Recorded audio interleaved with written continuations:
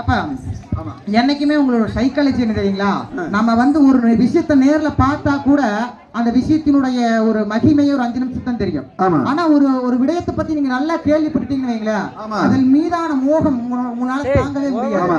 அப்படித்தான் நாரதர் இங்க என்ன பண்ணிக்கிறாரு, அந்த வடிவழகை வரைந்து கொண்டு போய் கொடுக்கிறார். நீ மாட்டேன்னு சொல்றியா?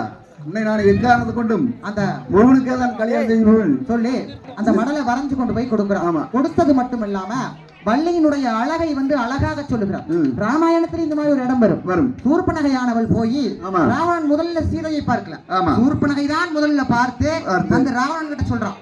சொல்லும் போது வேலுக்கும் விழி என்றாலும் பல்லுக்கும் முத்தென்றாலும் பவளத்தை இதழ் என்றாலும் சொல்லுக்கும் பொருளப்பாதால் நெல்லுக்கும் புல்லென்றாலும் நேருரைத்து ஆகவற்றேன்னு சொல்லுகிற போது கேட்ட நங்கையை மறக்க முடியாத ராவணனை போல வள்ளியின் அழகை குறித்து கேள்விப்பட்ட அந்த ஆறுமா முகனாலே வள்ளியை மறக்க முடியல.